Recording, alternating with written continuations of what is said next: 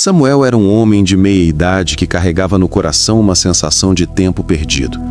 Professor dedicado, passava os dias entre livros e alunos, mas à noite, quando chegava em casa, sentia um vazio que não conseguia explicar. A rotina havia se tornado pesada, e ele se perguntava se ainda havia propósito em tudo aquilo. O silêncio de sua casa parecia ecoar suas dúvidas, e muitas vezes ele se perguntava se Deus ainda o escutava. Em seus pensamentos, lembrava-se das palavras do Salmo 42. Por que estás abatido, ó minha alma, e por que te perturbas dentro de mim? Espera em Deus, pois ainda o louvarei. Mas mesmo repetindo esse versículo, sentia que sua fé estava enfraquecida. Naquele mesmo bairro vivia Ana, uma jovem de 19 anos que enfrentava uma doença que a deixava frágil e sem forças para sair com frequência. Apesar de sua condição, Ana tinha um hábito curioso: escrevia cartas de esperança e deixava-as discretamente nas portas dos vizinhos. Eram bilhetes simples, mas carregados de fé, com frases como "Você é importante" ou "A luz de Deus nunca se apaga". Para ela, cada carta era uma forma de espalhar amor, mesmo quando sua própria vida parecia limitada. Ana acreditava nas palavras de 2 Coríntios 12:9. A minha graça te basta, porque o meu poder se aperfeiçoa na fraqueza. E era exatamente em sua fraqueza que ela encontrava força para encorajar os outros. Certa noite, ao voltar cansado da escola, Samuel encontrou uma dessas cartas embaixo de sua porta. Ele a pegou sem muita expectativa, mas ao ler aquelas palavras sentiu algo diferente, como se alguém tivesse acendido uma chama dentro dele. Curioso, decidiu descobrir quem escrevia aquelas mensagens. No dia seguinte, bateu à porta de Ana. Ela abriu com um sorriso tímido, segurando uma pilha de cartas. Samuel perguntou: "Foi você quem escreveu isso?" Ana respondeu com serenidade: "Sim. Eu escrevo porque acredito que, mesmo quando não temos muito, podemos oferecer esperança." Samuel ficou em silêncio por alguns segundos, tocado pela simplicidade daquela resposta, lembrando-se de Provérbios 15:23. O homem se alegra na resposta da sua boca e a palavra, a seu tempo, quão boa é.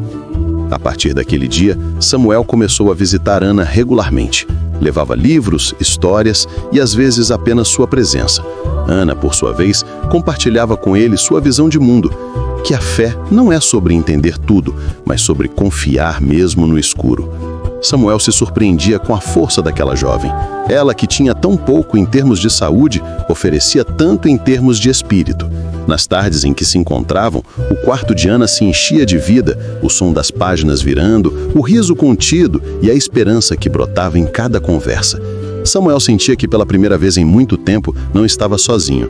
Ana dizia: a fé é o firme fundamento das coisas que se esperam e a prova das coisas que não se veem. Hebreus 11:1. E Samuel percebia que sua vida começava a ganhar novo sentido. Enquanto isso, na escola, Samuel enfrentava um desafio com um aluno chamado Lucas.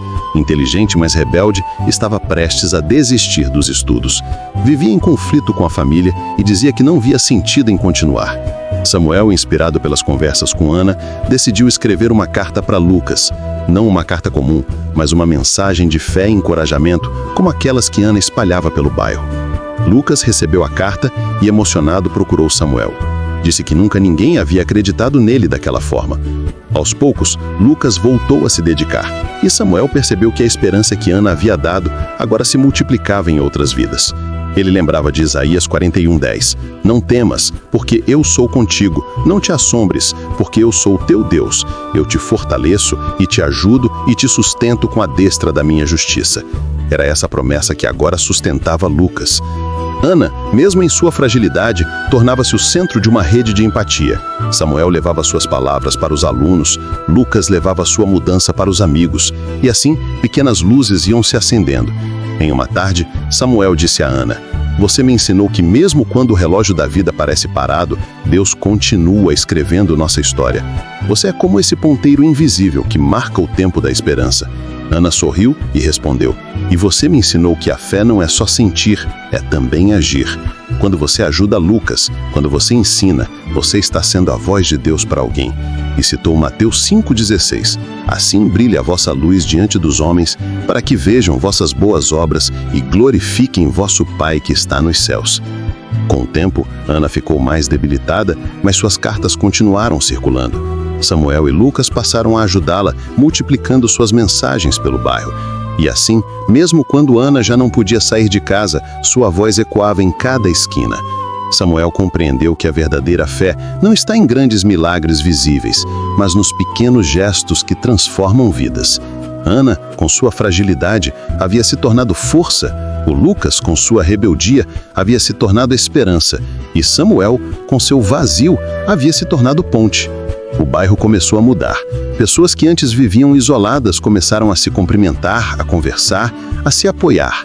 As cartas de Ana se tornaram símbolo de união. Samuel percebia que se cumpria o que está escrito em Romanos 12:12. Alegrai-vos na esperança, sede pacientes na tribulação, perseverai na oração. Com o tempo, Ana ficou mais debilitada, mas suas cartas continuaram circulando. Samuel e Lucas passaram a ajudá-la, multiplicando suas mensagens pelo bairro. E assim, mesmo quando Ana já não podia sair de casa, sua voz ecoava em cada esquina.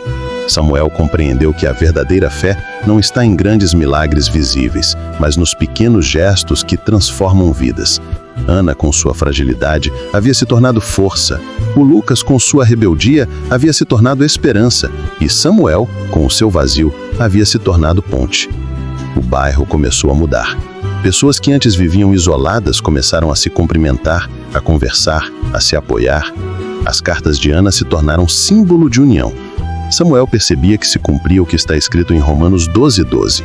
Alegrai-vos na esperança, sede pacientes na tribulação, perseverai na oração. Certa noite, Samuel recebeu uma última carta de Ana. Nela, ela escreveu: se um dia eu não puder mais escrever, lembre-se, cada palavra de bondade é uma oração. Cada gesto de amor é uma semente, e cada semente floresce no tempo de Deus. Samuel chorou ao ler, mas também sorriu. Sabia que a missão de Ana agora estava em suas mãos e nas mãos de Lucas. Ele guardou aquela carta como um tesouro, não apenas na sua geladeira, mas em seu coração. Lucas, por sua vez, cresceu com aquela experiência. Tornou-se alguém que acreditava no poder da empatia. Ele dizia aos colegas: eu quase desisti, mas alguém acreditou em mim e isso mudou tudo. Samuel via nele o reflexo da esperança que Ana havia plantado. Lucas começou a ajudar outros jovens que enfrentavam dificuldades, tornando-se referência de superação. Samuel, ao observar essa transformação, sentia que a corrente de bondade estava se expandindo além do que poderia imaginar. No fim, todos compreenderam que empatia é a linguagem da fé e que esperança é o fio invisível que une corações. Ana, Samuel e Lucas se tornaram parte de uma mesma história. Uma história que mostrava que mesmo nas pausas da vida, Deus continua escrevendo.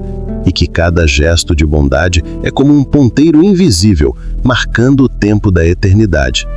A moral dessa história é que a vida encontra sentido nos pequenos gestos de empatia que se multiplicam e transformam o mundo ao nosso redor. Filosoficamente, ela nos lembra que o tempo não é medido apenas por relógios, mas por atos que dão significado à existência. Motivacionalmente, mostra que mesmo uma palavra pode salvar alguém da desistência e reacender sonhos. Religiosamente, revela que Deus se manifesta nas mãos humanas que se dispõem a amar e que cada gesto de bondade é uma oração silenciosa que floresce no tempo divino, como está escrito em Gálatas 6:9.